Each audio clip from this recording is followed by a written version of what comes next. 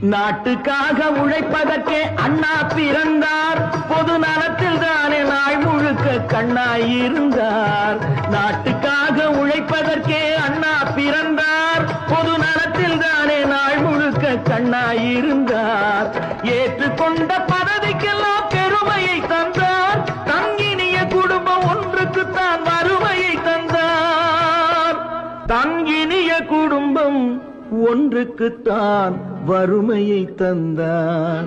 தம்பி, நான் படித்தேன் காஞ்சியிலே நேற்று, அதை நான் உனக்கு சொல்லட்டுமா இன்று? என்றும் நல்லவர்க்கு வாழ்வு வரும் நாளை, இது அறிஞர் அண்ணா எழுதி வைத்த ஓலை. தெரு தெருவாய் கூட்டுவது பொதுநல தொண்டு. ஊரா தெரிந்து கொள்ள படம் பிடித்தால் சுயநலம் உண்டு.